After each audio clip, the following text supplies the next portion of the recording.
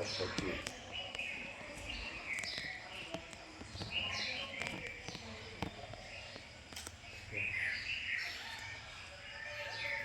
ગઈકાલે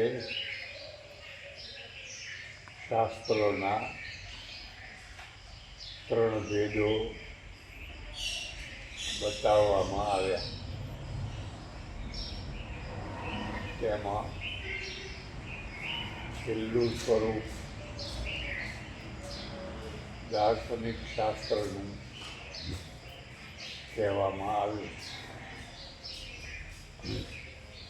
દર્શનશાસ્ત્ર માત્ર ને માત્ર સૌથી ઉપર બુદ્ધિપૂર્વક જીવનારા જિજ્ઞાસુ લોકો માટે હોય છે. સામાન્ય જનતાને દર્શનો સાથે બહુ લેવા દેવા નથી હોતી.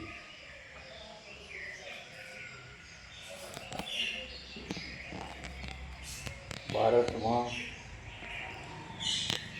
હિન્દુ, જૈન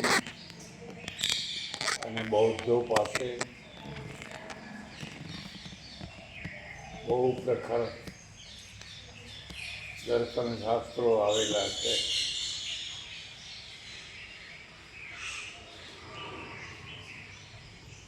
આજે આપણે ત્રીજા પ્રકારના દર્શનશાસ્ત્રનો થોડો વધુ વિચાર કરવાનો છે. પેરેગ્રાફ. દર્શનશાસ્ત્રમાં 3 મુદ્દા મહત્વના છે. 1 જીવ, 2 જગત અને 3 જગદીશ્વર. આ ત્રણેયને હકારાત્મક અથવા નકારાત્મક રીતે વિચારીને જે તે સંપ્રદાયોએ પોતપોતાના સિદ્ધાંતો રજૂ કર્યા છે.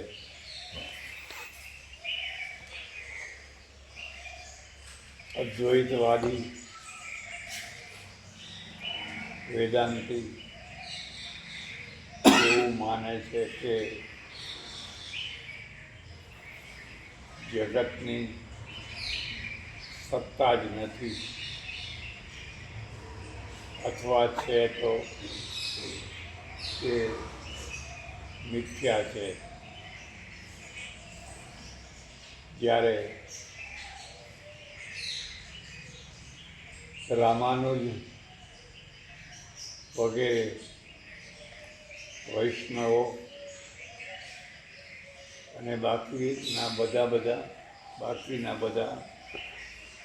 દર્શનો માને છે કે ખરેખર જગતની પણ સત્તા છે જ. તે પ્રત્યક્ષ પ્રમાણથી અને બાકીના બીજા બધા પ્રમાણથી સિદ્ધ કરી શકાય છે. તેને સ્વપ્નના પદાર્થો સાથે સરખાવી શકાય નહીં. સ્વપ્નમાં દેખાતા પદાર્થો ખરેખર તો મસ્તિષ્કની જ પ્રક્રિયા છે. જો પદાર્થો હોય તો તેનું વજન પણ હોય. માનો કે તમને સ્વપ્નમાં હિમાલય દેખાયો, તેના વજનથી તમારો ખાટલો તૂટી પડવો જોઈએ, પણ તેવું કાંઈ થતું નથી. માનો કે તમને વિશાળ નદી કે સમુદ્ર દેખાયો, તો તેના પાણીથી બધું પલળી જવું જોઈએ, પણ એવું થતું નથી. એટલે કે માત્ર મસ્તિષ્કની જ કોઈ પ્રક્રિયા છે. પરમેશ્વરે બહુ મોટી દયા કરી અને માણસ માટે જ નહીં, જંતુ માત્ર માટે ઊંઘની રચના કરી, નિદ્રાની રચના કરી. જો નિદ્રા જ ના હોય તો માણસનું જીવવું મુશ્કેલ થઈ જાય. આમ નિદ્રાને 3 ભાગમાં વહેંચવામાં આવી છે. તંદ્રા, સ્વપ્ન નિદ્રા અને ગાઢ નિદ્રા. ઘણી વાર માણસ તંદ્રાવસ્થામાં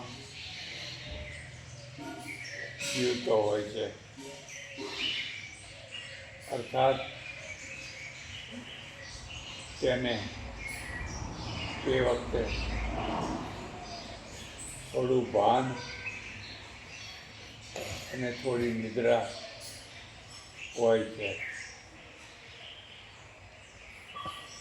પછી તેને સ્વપ્ન નિદ્રા આવે છે. આ અવસ્થામાં તેને જોયેલું, જાણેલું, સાંભળેલું કે અનુભવેલું બધું સ્વપ્ન દ્વારા દેખાવા લાગે છે.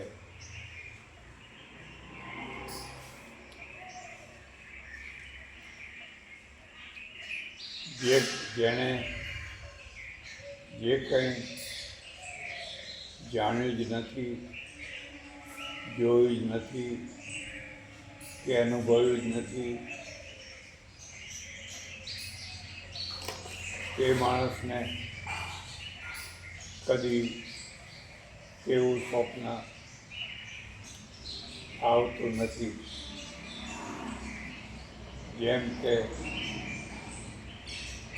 આજથી 100 વર્ષ પહેલાં જ્યારે કમ્પ્યુટર ન હતું, ત્યારે કોઈને કમ્પ્યુટરનું કે મોબાઈલનું સ્વપ્ન આવતું નહીં.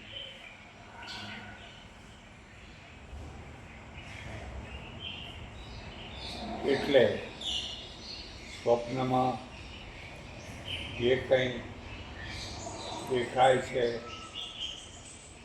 તેનું અસ્તિત્વ જગતમાં કોઈને કોઈ જગ્યાએ હોય જ છે, અથવા પહેલાં હતું, અથવા વાંચન કે કથા વાર્તાના દ્વારા તે સાંભળેલું હતું.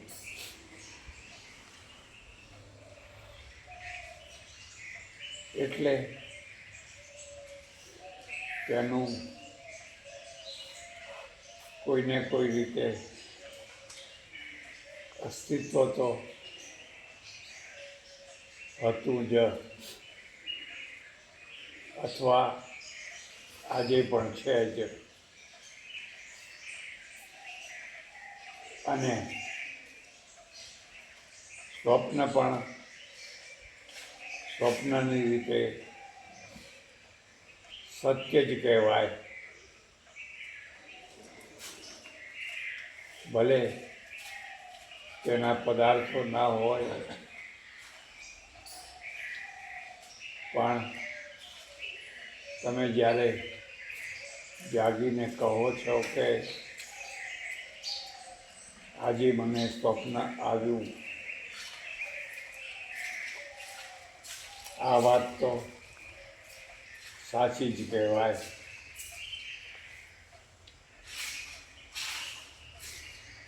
ત્યારે બીજું,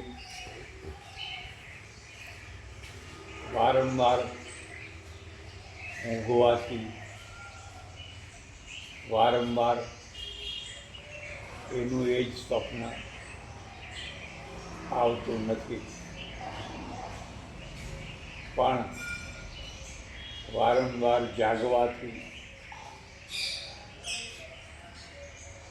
વ્યક્તિને વારંવાર એ જ પદાર્થો દેખાય છે. જેમ કે એ જ ઘર, એ જ માણસો, એ જ બધા પદાર્થો વગેરે વગેરે. એટલે જાગ્રત અને સ્વપ્નની એક સરખી તુલના થઈ શકે નહીં. માટે જગત સત્ય છે, મિથ્યા નથી. આવી વાત માયાવાદી સિવાય અને થોડા બૌદ્ધો સિવાય બીજા બધા દર્શનો કરે છે.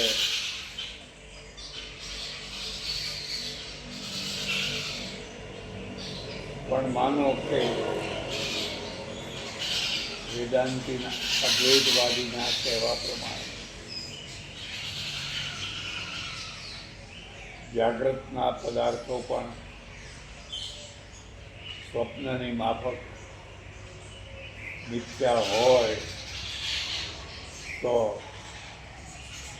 કશું કરવાનું રહેતું નથી. આ પ્રમાણે માણસ નિષ્ક્રિય, લક્ષ્યહીન અને પ્રમાદી બની જતો હોય છે.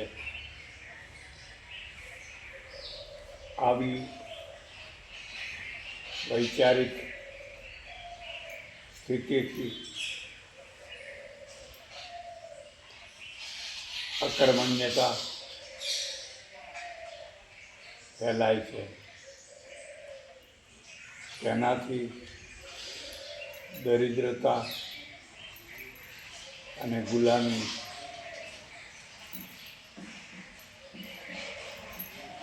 આવે છે. માટે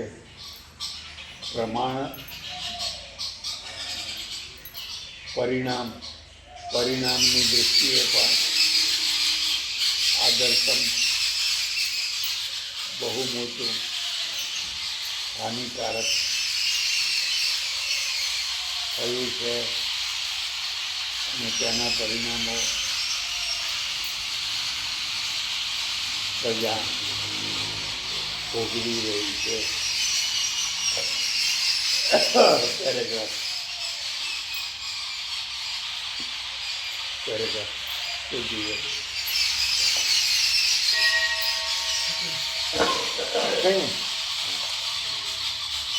બીજું તત્વ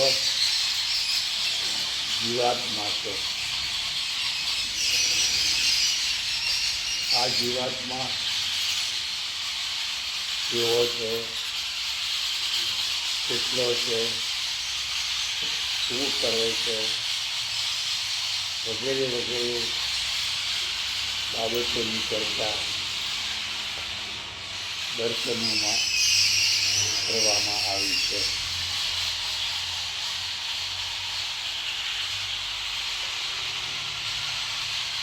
અદ્વૈતવાદીઓમાં માત્ર એક બ્રહ્મની જ સત્તા હોવાથી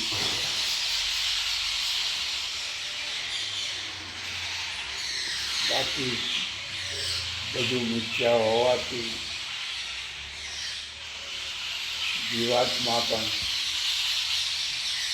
જીવાત્માને પણ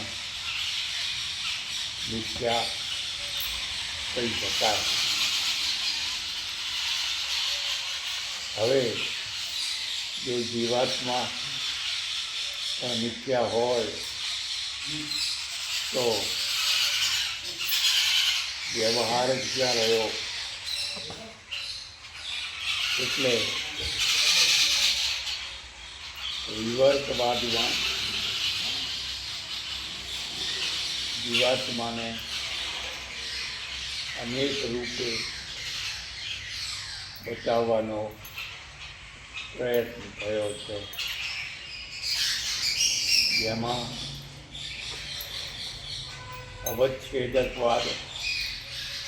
અવચ્છેદકવાદ અને બિંબ પ્રતિબિંબવાદ મુખ્ય છે. તેમનું કહેવું છે કે જે એક બ્રહ્મ છે તે જ્યારે અંતઃકરણમાં આવે છે ત્યારે અંતઃકરણ અને બ્રહ્મ બંને ભેગા મળીને જીવાત્મા થાય છે. ફરી પાછો પ્રશ્ન થાય કે બ્રહ્મ સિવાય કશું જ ન હતું તો આ અંતઃકરણ ક્યાંથી આવ્યું? ત્યારે તેનો જવાબ અપાય છે કે અંતઃકરણ પણ મિથ્યા જ છે, પણ શિષ્યને સમજાવવા માટે તેનો સ્વીકાર કરવામાં આવે છે. ફરી પાછો પ્રશ્ન થાય કે જો બ્રહ્મ સિવાય બીજું કશું જ ન હતું તો આ શિષ્ય ક્યાંથી આવ્યો?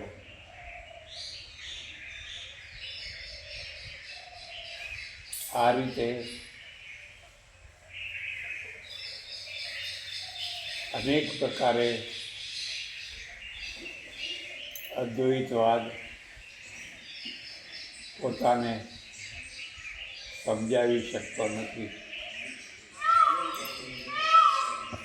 પણ માનો કે અંતઃકરણમાં આવેલું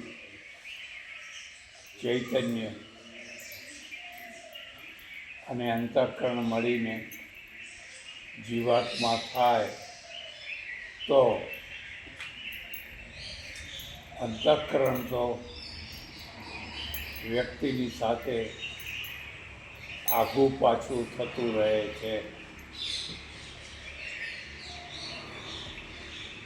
તો શું તેની સાથે તેમાં આવેલું બ્રહ્મ પણ આઘું પાછું થાય છે? તો કહે છે કે ના ના, બ્રહ્મ તો તેનું તે જ રહે છે. કારણ કે બ્રહ્મ સર્વત્ર વ્યાપક છે. તેથી જેમ જેમ અંતઃકરણ આઘું પાછું થાય છે, તેમ તેમ આગળ રહેલું બ્રહ્મ તેમાં ઓતપ્રોત થઈને જીવાત્માનું રૂપ ધારણ કરે છે.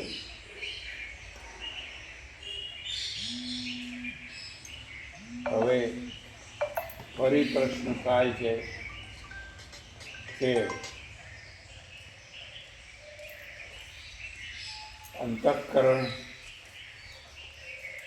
તો જડ છે અને તેમાં આવેલું ચૈતન્ય નિષ્ક્રિય અને નિરીહ છે. તો પછી આ અંતઃકરણમાં ક્રિયાશક્તિ અને ઈચ્છાશક્તિ ક્યાંથી આવી? તેનો જવાબ આપે છે કે ખરેખર તો તે પણ મિથ્યા છે, પણ લોકોને સમજાવવા માટે આવી ગોઠવણ કરવામાં આવી છે. લોકોને સાચી વાતથી સમજાવવાના હોય કે મિથ્યા વાતથી? મિથ્યા વાતોથી સમજાવવાથી તો સત્ય દર્શન થઈ શકે નહીં.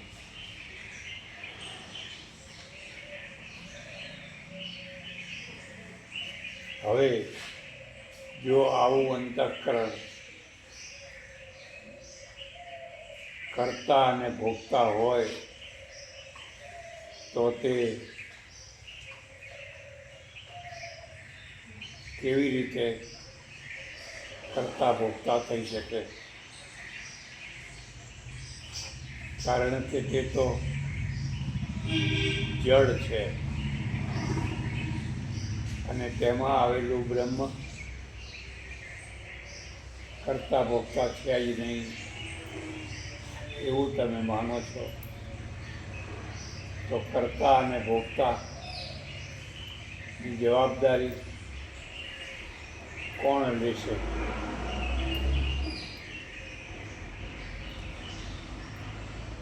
આના જવાબમાં ફરી પાછું કહેવામાં આવે છે કે કરતા ભોગતા પણ મિથ્યા છે, વગેરે વગેરે. આવી રીતે જીવાત્માની વ્યવસ્થા અદ્વૈત વેદાંતિ સચોટ રીતે કરી શકતા નથી. ખરેખર હવે એક બીજી વ્યવસ્થા ઊભી કરે છે. તેમનું કહેવું છે કે જેમ જળમાં પ્રતિબિંબ પડે છે તેમ અંતઃકરણમાં પણ ચૈતન્ય બ્રહ્મનું પ્રતિબિંબ પડે છે. એટલે અંતઃકરણ અને આ પ્રતિબિંબ બંને મળીને જીવાત્મા થાય છે.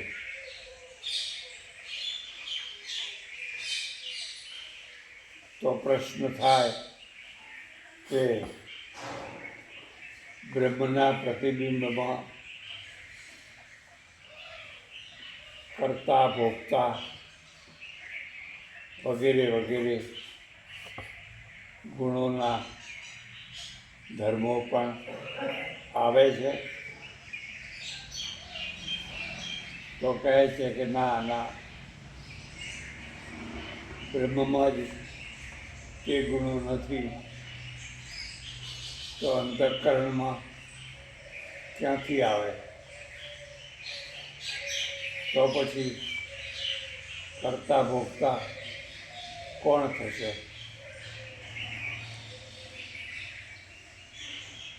અને ખરેખર તો પ્રતિબિંબમાં બિંબના ગુણો આવતા નથી. માનો કે તમારે ચા બનાવવાની છે, પણ તમે ખાંડનું પ્રતિબિંબ ચાના પાણીમાં નાખી દો, તો શું તેથી તે પાણીમાં મીઠાશ આવી જાય ખરી? કદી નહીં, કદી નહીં, કદી નહીં. આ રીતે બિંબ પ્રતિબિંબવાદ પણ યોગ્ય લાગતો નથી. બીજી ખાસ વાત એ છે કે પ્રતિબિંબ હંમેશા રૂપનું જ પડતું હોય છે.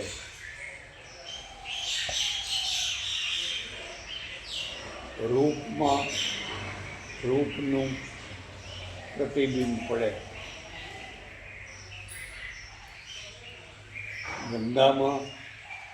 ગંગાના જળમાં તમારું પ્રતિબિંબ એટલા માટે પડે છે કારણ કે તમારી પાસે રૂપ છે.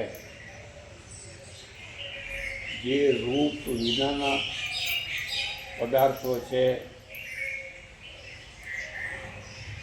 તેનું પ્રતિબિંબ જળમાં કે દર્પણમાં પડતું નથી. એટલે ગંગાનું પણ રૂપ છે અને પ્રતિબિંબ પાડનારનું પણ રૂપ છે. બંને અરૂપ હોય તો બિંબ પ્રતિબિંબ શક્ય જ ના બને.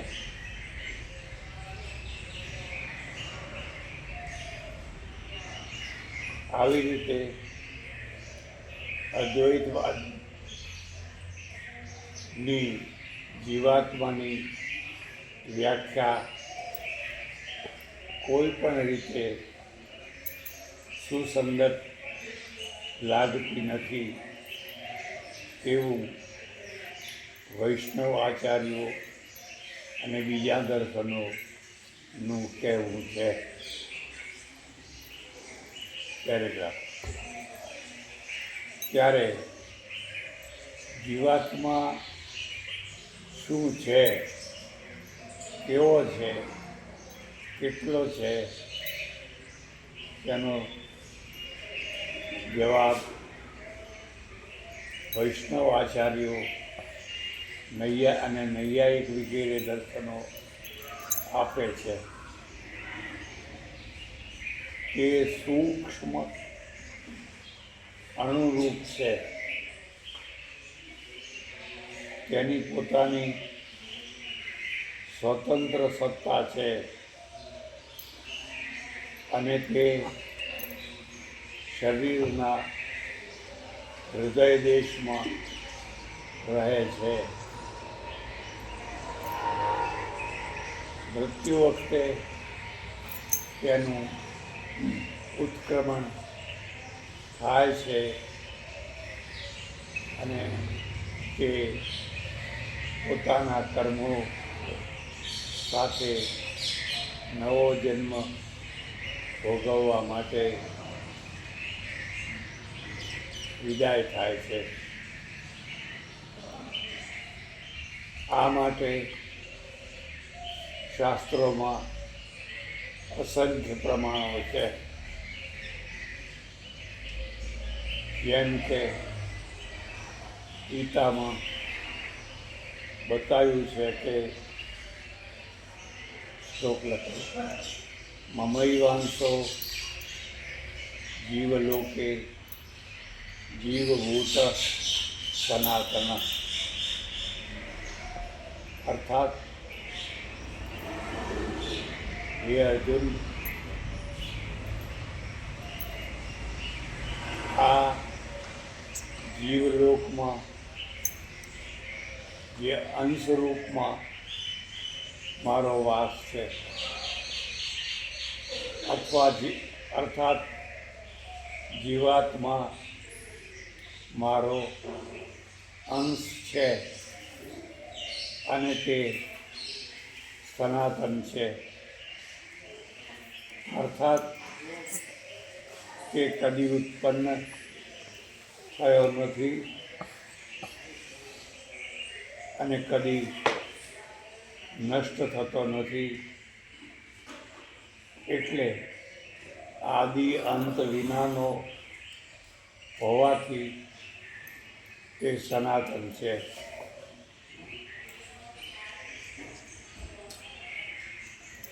આવું વૈષ્ણવ આચાર્યોનું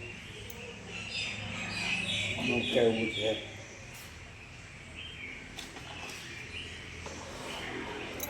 જેમ કે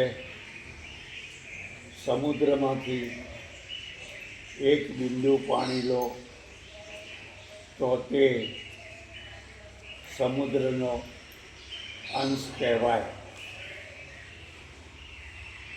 જે ગુણ સમુદ્રમાં છે તે જ ગુણ પેલા બિંદુમાં પણ આવી જતા હોય છે. એટલે બિંદુ અને સમુદ્ર બંને સમાન ગુણોવાળા છે. અહીં વૈષ્ણવ આચાર્યોનું કહેવું છે કે કુંડમાં અને સમુદ્રમાં સમાન ગુણો હોવા છતાં પણ સામર્થ્ય સરખું નથી. સમુદ્રમાં મોટી મોટી સ્ટીમરો તરે છે, મોટા મોટા મગરમચ્છો વગેરે રહે છે, પણ બિંદુમાં તેવું સામર્થ્ય નથી. એટલે બંનેમાં સામર્થ્ય ભેદ છે. આવી જ રીતે જીવાત્મા અલ્પ શક્તિવાળો અને પરમાત્મા પૂર્ણ શક્તિવાળો છે એવું વૈષ્ણવ આચાર્યો માને છે. આ ભેદ કરવા માટે આપણે ત્યાં જીવાત્મા અને પરમાત્માના બે નામો સૂચવવામાં આવ્યા છે. જીવાત્મા સચ્ચિદાનંદ છે, અર્થાત તે સત છે, ચિત્ત છે અને આનંદરૂપ છે. જ્યારે પરમાત્મા સચ્ચિદાનંદ ઘન છે.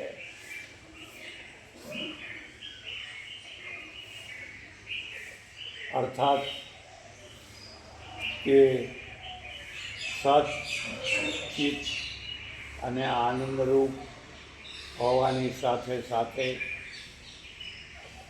ઘનીભૂત, સર્વવ્યાપક, સર્વત્ર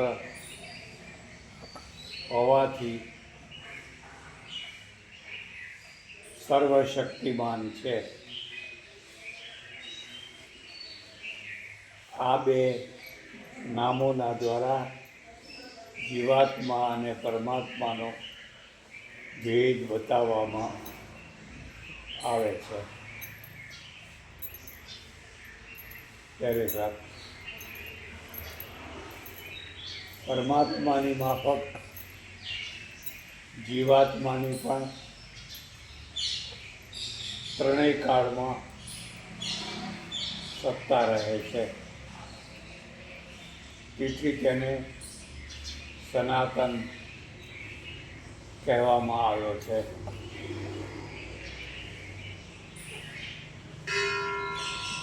એવી જ રીતે જીવાત્મામાં પણ પરમાત્માની માફક ચેતના અને જ્ઞાન રહેવામાં આવે છે. તેથી તેને ચિત્ત કહેવામાં આવે છે. આવી જ રીતે જીવાત્મામાં પણ સ્વરૂપથી પરમાત્માની માફક આનંદ રહેતો હોય છે.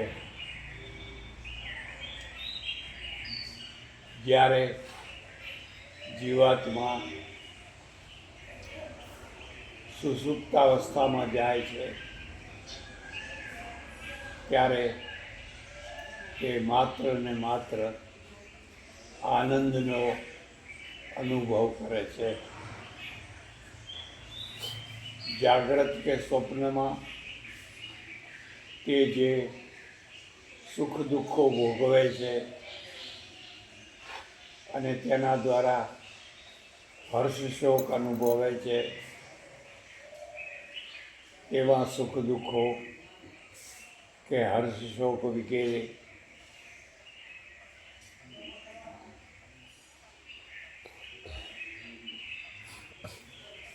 કઈ અવસ્થા ત્રીજી કઈ હતી ને આનંદ પેલું વચ્ચેનો સચ્ચિત અને આનંદ. નામ ભૂલી ગયા. આમાં અહીં જ લખાયું સુષુપ્તાવસ્થા. સુષુપ્તાવસ્થા અર્થાત ગાઢ નિદ્રા. આ અવસ્થામાં અણુરૂપી જીવાત્મા પૂરી થતી નામની નાડીમાં પ્રવેશ કરે છે. તેથી તેનો સંબંધ શરીર અને અંતઃકરણથી છૂટી જાય છે.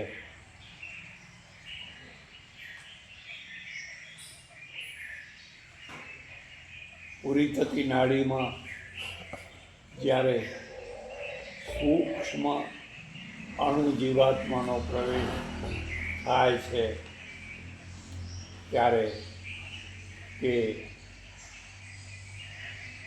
આ માત્ર ને માત્ર આનંદની અનુભૂતિ કરે છે. એટલે યોગીઓ પ્રાણાયામના દ્વારા સિદ્ધિ મેળવીને પ્રાણને સુષુમ્ના નાડી દ્વારા ઉર્ધ્વ રેતા બનાવીને સમાધિનો આનંદ મેળવે છે. સમાધિમાં માત્ર ને માત્ર આનંદ જ રહે છે. તેથી જીવાત્મામાં પણ આનંદ છે.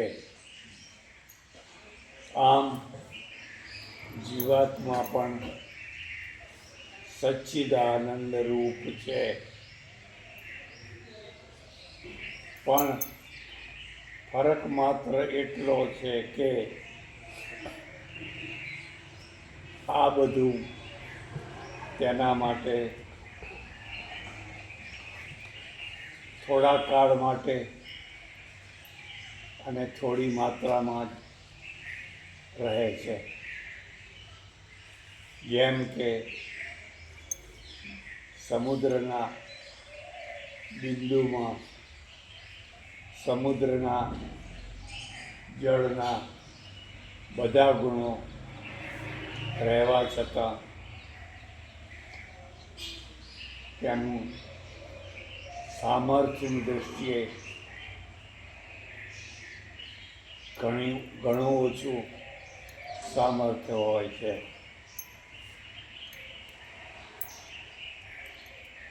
એટલે ફરીથી જણાવીએ છીએ કે જીવાત્મા સચ્ચિદાનંદ રૂપ છે, પણ પરમાત્મા સચ્ચિદાનંદ ઘન રૂપ છે. આ બંનેનો ભેદ છે. ત્યારે વધારે સારી રીતે વાતને સમજવી હોય તો પટાવાળામાં, મામલતદારમાં, કલેક્ટરમાં અને પ્રધાનમંત્રીમાં સત્તા હોવા છતાં પણ બધાની સત્તા સરખી નથી. જે કામ કલેક્ટર કરી શકે તે પટાવાળો ના કરી શકે. પણ પટાવાળો અરજદારને રોકી તો શકે. હુકમનો એકો તો પ્રધાનમંત્રી, રાષ્ટ્રપતિ કે રાજા જ કહેવાય. એમ હુકમનો એકો પરમાત્મા છે. બાકીના બધા જીવાત્માઓ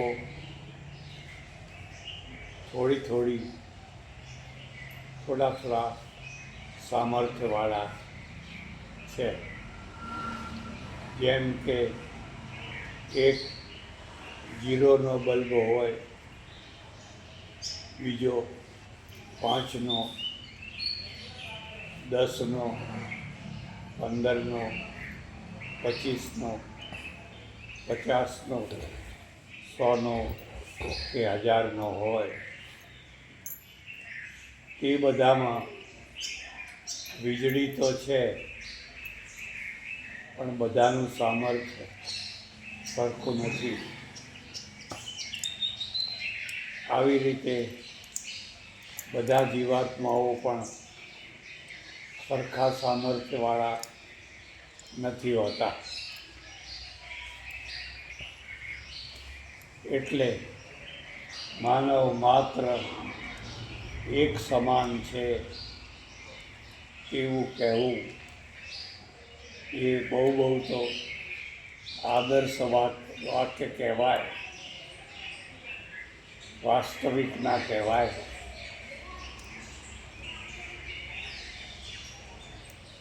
બધા માણસો સિકંદર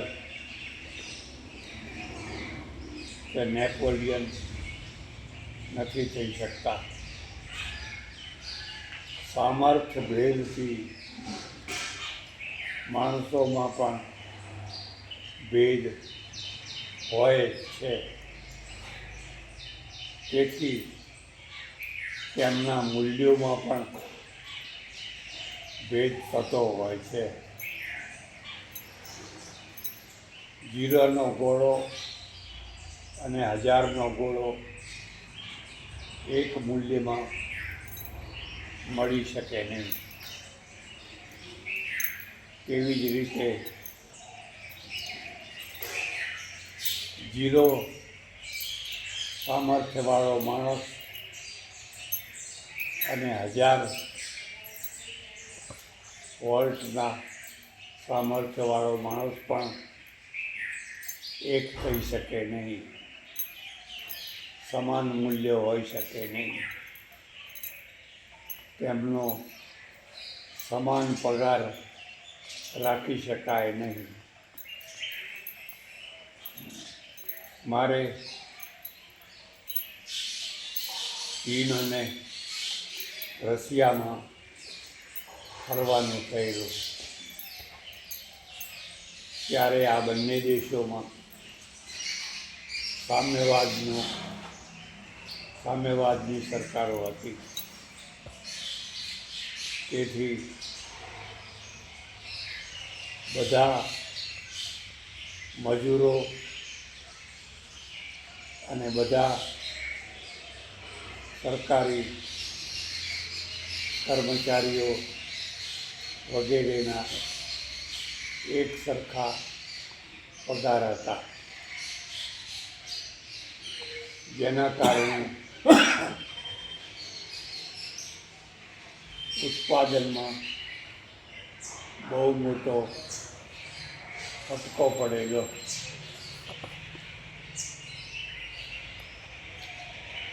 કારણ કે ઉત્પાદન થતું જ નહીં. ખાસ કરીને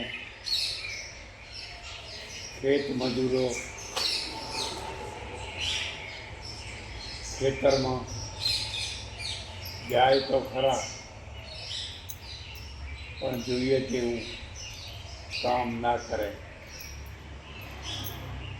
કારણ કે કામ કરો તોય એ પગાર અને ના કરો તોય એ પગાર.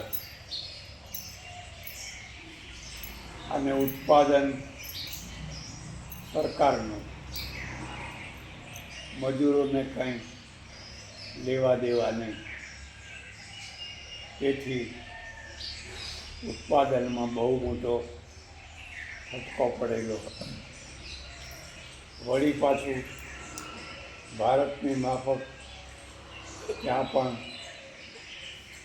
લાંચ રૂશ્વત શરૂ થયેલી. મજૂરોનો જે મુકદ્દમ હોય તે ગેરહાજર મજૂરની પણ હાજરી પૂરી દે અને પછી તેનું અડધું વેતન મજૂરને આપે અને અડધું પોતે લઈ લે. આવું બનવા લાગ્યું. આવા બધા અનર્થોના કારણે ઉત્પાદન એટલું બધું ઘટી ગયું કે રશિયા જેવા વિશાળ દેશને બહારથી અનાજ મગાવવું પડ્યું. અનાજ વિના લોકો ફાંફા મારતા થઈ ગયા. અરે અનાજની વાત તો જવા દો, પણ કપડાં, બૂટ વગેરે જીવન જરૂરિયાતની વસ્તુઓ પણ દુર્લભ થઈ ગઈ. એટલે જ્યારે સ્ટોરમાં કોઈ વસ્તુ આવે ત્યારે લેનારાઓની લાંબી લાઈન લાગી જાય.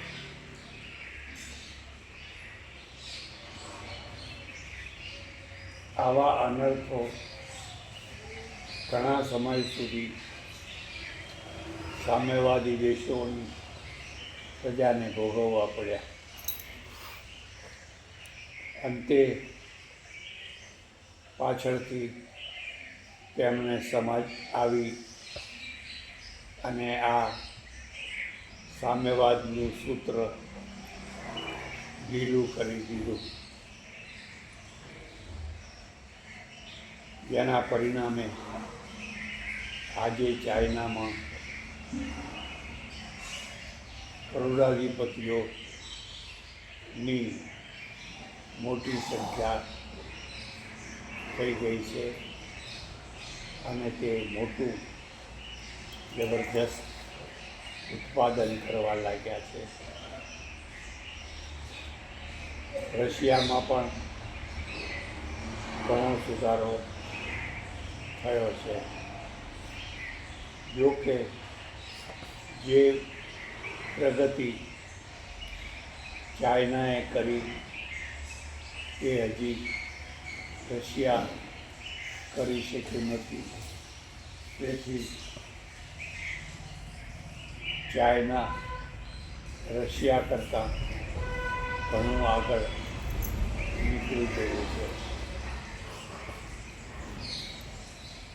હવે તો તે અમેરિકા કરતાં પણ આગળ નીકળી જવાની તૈયારી કરી રહ્યું છે.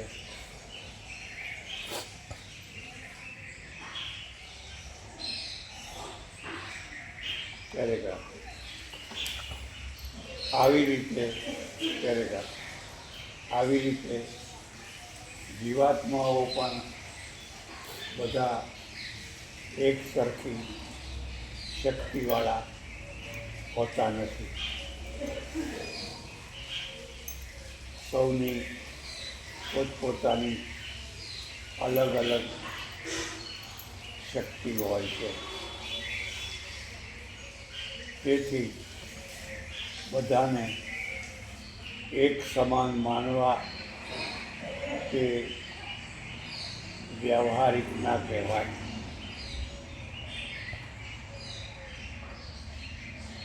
પેરેગ્રાફ. વૈષ્ણવ દર્શનો અને ન્યાય વૈશેષિક વગેરે દર્શનો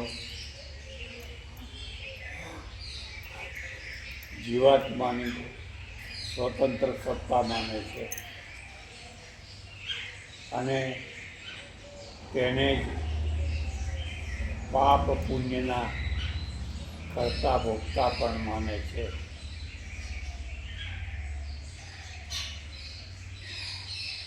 એટલે જીવાત્માઓને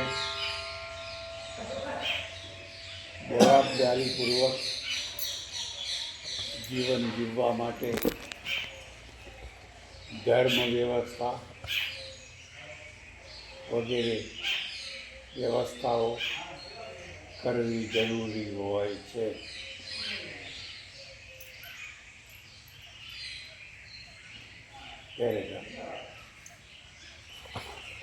આવી જ રીતે ત્રીજું તત્વ જગદીશ્વર પણ પોતાની સ્વતંત્ર સત્તા ધરાવે છે. તે અનાદિ અનંત છે.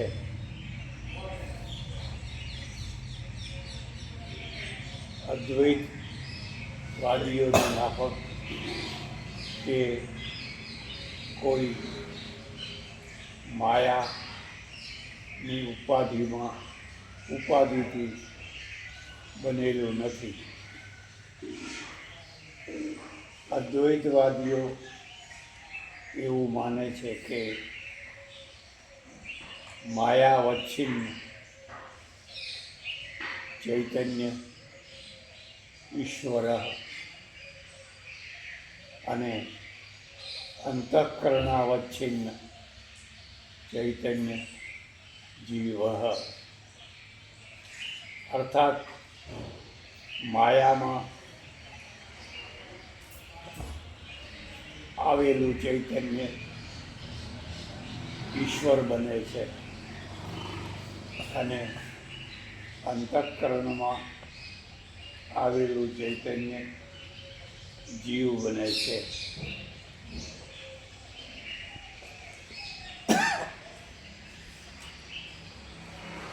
પણ આ વાતને વૈષ્ણવાચાર્યો માનતા નથી. તેમનું કહેવું છે કે જગતની ઉત્પત્તિ, સ્થિતિ અને પ્રલય વગેરે કાર્યો કરવાની શક્તિ માયામાં નથી, કારણ કે માયા જડ છે. તેમજ આવી શક્તિ તમારા મત પ્રમાણે ચૈતન્યમાં પણ નથી. જો બંનેમાં આવી શક્તિ ના હોય તો પછી જગતની ઉત્પત્તિ, સ્થિતિ અને પ્રલય થાય જ કેવી રીતે? ત્યારે અદ્વૈતવાદી જવાબ આપે છે કે ખરેખર તો જગતની ઉત્પત્તિ થઈ જ નથી. આ તો આભાસ માત્ર છે, અથવા બહુ તો સુક્તિમાં રજત અથવા રજ્જુમાં સર્પની માફક પ્રતીતિ માત્ર છે. આ વાતને વૈષ્ણવ આચાર્યો હાસ્યાસ્પદ ગણાવે છે. જે જગતનો આપણે પ્રત્યક્ષ અનુભવ કરીએ છીએ અને વર્ષો સુધી વ્યવહાર કરીએ છીએ, તેની ઉત્પત્તિ જ નથી થઈ અથવા થઈ શકે તે પ્રતીતિ માત્ર છે એવું માનવું માત્ર ને માત્ર હાસ્યાસ્પદ જ નહીં, પણ અજ્ઞાનની પરાકાષ્ઠા જ કહેવાય. આવા અજ્ઞાનીઓ સાથે જરા પણ સંબંધ રાખવો યોગ્ય નથી. તેમને દૂર રાખવા જોઈએ અથવા તેમનાથી દૂર રહેવું જોઈએ એવું વૈષ્ણવાચાર્યો વગેરેનું કહેવું છે. ખરેખર વૈષ્ણવાચાર્યોનું કહેવું છે કે ખરેખર પરમેશ્વર પૂર્ણ સત્ય છે અને તેણે જ પોતાના અસંખ્ય અનંત ગુણોના દ્વારા આ જગતની રચના કરી છે. તેની સાથે પ્રકૃતિ પણ સત્ય છે અને પ્રકૃતિ પણ નિત્ય છે. એ પરમેશ્વરનું શરીર છે. તેથી પરમેશ્વર શરીરના દ્વારા જગતની ઉત્પત્તિ કરે છે. અર્થાત જગતનું નિર્માણ ખરેખર પરમેશ્વરે જ કરેલું છે. આ જ વાત ઇસ્લામ, ખ્રિસ્તી વગેરે વગેરે બીજા ધર્મોવાળા પણ કરે છે. માત્ર જૈન અને બૌદ્ધ જેવા અનિશ્વરવાદી દર્શનો એમ કહે છે કે જગતની રચના કોઈ ઈશ્વરે કરી નથી, પણ જગત તો પહેલેથી જ ચાલ્યું આવે છે. અર્થાત જગત પણ નિત્ય જ છે. પણ આ વાતને વધતો વ્યાઘાત કહી શકાય. જેમ કે આપણી નજર સામે આપણે ઉત્પન્ન થયેલી બધી વસ્તુઓનો નાશ જોઈએ છીએ. તો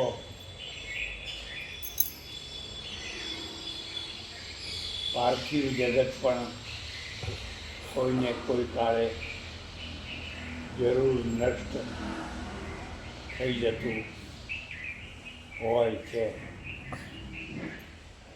આને આપણે પ્રલય અથવા મહાપ્રલય પણ કહીએ છીએ. પ્રલયમાં ખંડ પ્રલય થાય, અર્થાત જગતનો, પૃથ્વીનો એક ભાગ નષ્ટ થઈ જાય, પણ બીજો ભાગ તો સાબુત રહે. જેમ કે મહાસુનામી આવે, મહાજ્વાળામુખી ફાટે, કે મહા ધરતીકંપ થાય તો જગતનો એક ભાગ નષ્ટ થઈ જાય, પણ બીજો ભાગ તો સાબુત રહે. આને ખંડ પ્રલય કહેવાય. પણ જ્યારે આખું જગત નષ્ટ થઈ જાય ત્યારે તેને મહાપ્રલય કહેવાય.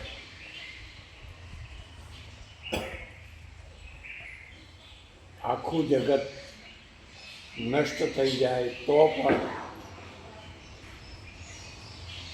વિશાળ નિહારિકામાં આપણા જેવા અસંખ્ય જગતો વિદ્યમાન હોય છે.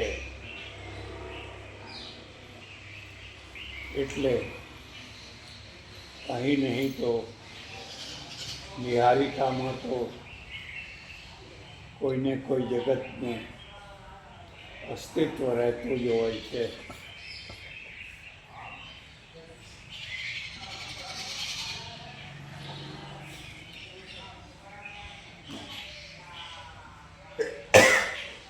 પેરેગ્રાફ.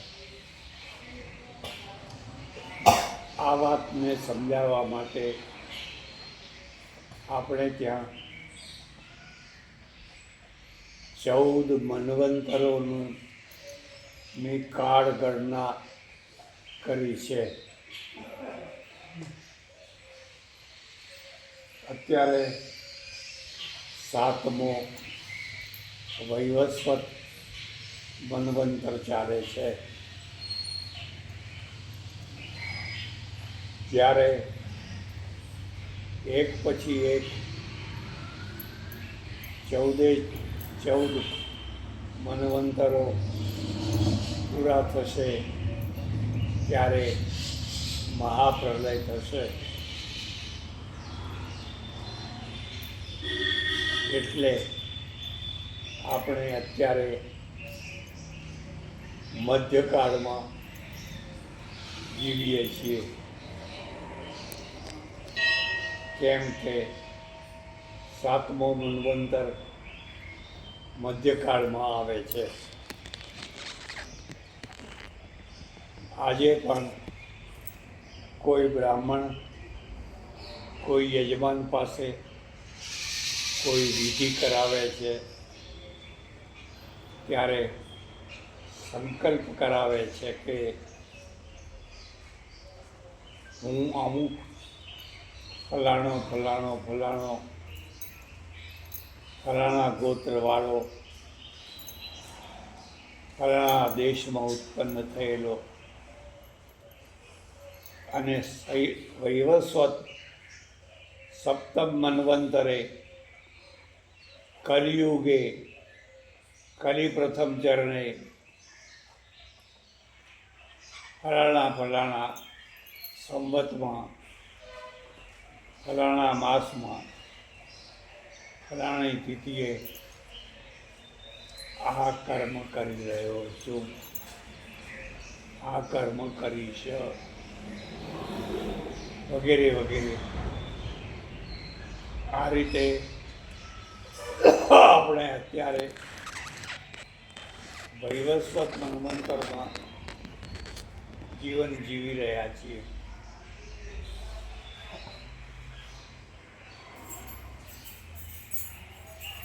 અને વૈજ્ઞાનિકોનું પણ માનવું છે કે પૃથ્વી તેના મધ્યકાળમાં જીવન જીવી રહી છે. જો આ બધું સાચું હોય તો આપણે કોઈને કોઈ રીતે જગતનો વિનાશ માનવો જોઈએ. આજે નહીં તો 14મા મન્વંતરે પણ તેનો વિનાશ થવાનો જ છે. જ્યારે જૈનો એવું માનતા નથી. તે માને છે કે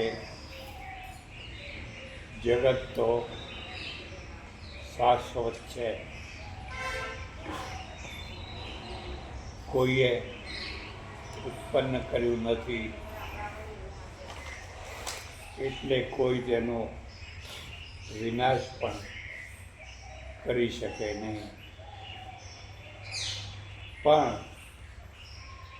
જગતની શાશ્વતતા તેના કાર્યરૂપમાં નહીં પણ કારણરૂપમાં છે. અર્થાત કાર્યનો નાશ થાય પણ તેના મૂળ કારણનો નાશ ના થાય. આ મૂળ કારણ પરમાણુઓ છે. એટલે કાર્યરૂપી જગતનો નાશ થાય તો પણ કારણરૂપી પરમાણુઓનો નાશ ના થાય. આ રીતે કારણરૂપી જગત શાશ્વત છે.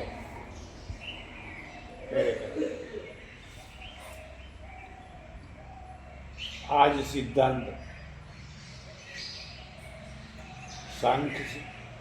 સાંખ્યવાળા અને ન્યાયવાળા વગેરે પણ માને છે. પણ ભેદ એટલો છે કે સાંખ્યવાળા પરમાણુઓનો પણ નાશ માને છે અને પરમાણુઓનો નાશ થતાં તેના કારણમાં પ્રકૃતિ રહી જાય છે. આ પ્રકૃતિને તે નિત્ય માને છે. આજનું વિજ્ઞાન પણ એવું કહે છે કે પરમાણુઓનું વિખંડન કરવાથી પરમાણુ ઉર્જા ઉત્પન્ન થાય છે, જેના કારણે પરમાણુ બોમ્બ, પરમાણુ વીજળી વગેરે બનાવી શકાય છે. આ શક્તિ એટલી મોટી પ્રચંડ છે કે માનો કે તમારે જુવારણનું વીજળી મથક ચલાવવું હોય તો રોજ એક કોલસા ભરેલી ગુડ્સ ટ્રેન લાવવી જોઈએ. આ કોલસો ઠેઠ ધનબાદ, ઝરિયા વગેરે દૂરના પ્રદેશથી આવતો હોવાથી મોંઘો થઈ જાય. પણ આ જ જનરેટરને પરમાણુ શક્તિથી ચલાવવું હોય તો માત્ર ને માત્ર થોડીક પરમાણુ ઉર્જાની સ્ટીકોની જરૂર પડે. આવી થોડીક સ્ટીકો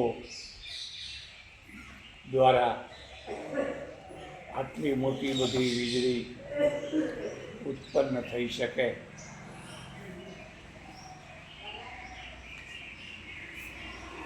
આવી જ રીતે વાહનો પણ પેટ્રોલ, ડીઝલ વગેરેના દ્વારા ચલાવવામાં આવે છે. તે પણ જો પરમાણુ શક્તિથી ચલાવવામાં આવે તો થોડી શક્તિથી લાંબો સમય વાહનો ચલાવી શકાય. આજે કેટલાક દેશોએ પરમાણુ ઉર્જાવાળી પનડુબ્બીઓ બનાવી છે, જે એકવાર પરમાણુ ઇંધણ ભરવાથી 6 મહિના સુધી જળમાં રહી શકે છે. જ્યારે ડીઝલ વગેરેની પનડુબ્બીઓ વધુમાં વધુ 8 દિવસ સુધી જળમાં રહી શકતી હોય છે. પછી તેને જળ ઉપર આવવું જ પડે. આમ પરમાણુઓના વિખંડનથી મહાશક્તિ ઉત્પન્ન થાય છે એવું આજના વૈજ્ઞાનિકોએ સિદ્ધ કરી બતાવ્યું છે. આ વિખંડનથી ઉત્પન્ન થનારી જે શક્તિ છે તેને સાંખ્ય સિદ્ધાંતવાળા પ્રકૃતિ કહે છે. આ પ્રકૃતિમાંથી હજારો સૂર્યો, ચંદ્રો, નક્ષત્રો અને આકાશગંગાઓ ઉત્પન્ન થાય છે અને ફરી પાછા તેમાં વિલીન થાય છે. આવું સાંખ્યશાસ્ત્રનું માનવું છે, જે વધુ વિજ્ઞાનની નજીક છે. પણ વૈષ્ણવ આચાર્યો અને ન્યાય વૈશેષિક દર્શનવાળા કહે છે કે પ્રકૃતિમાં આટલી બધી અમાપ શક્તિ હોવા છતાં પણ તે જળ છે. તેથી તે વ્યવસ્થિત જગતની ઉત્પત્તિ કરી શકે નહીં. વ્યવસ્થિત જગતની ઉત્પત્તિ તો કોઈ પૂર્ણ ચૈતન્ય શક્તિવાળો પરમેશ્વર જ કરી શકે. માનો કે અકસ્માતથી સહીનો ઘડિયો ઢળી ગયો અને તેમાં એક આકૃતિ બની.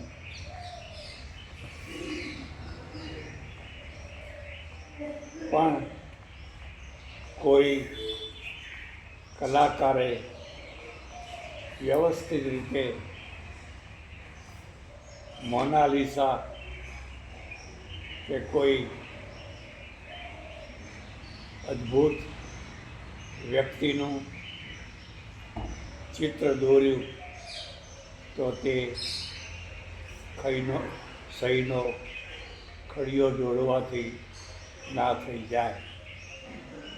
તેવું ચિત્ર તો કોઈ ચૈતન્ય શક્તિવાળો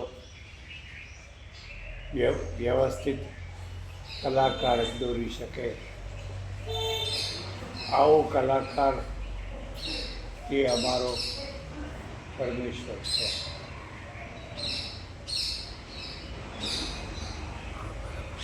બરાબર સમજમાં આવે? બહુ અઘરો વિષય છે. વિષ્ણુ બહુ અઘરો વિષય છે. સમજવાનું બહુ અઘરું છે. બધું આ સમજમાં ઉતરે હા તો બહુ બધી વસ્તુઓ જીવનમાંથી ઓછું થઈ જાય.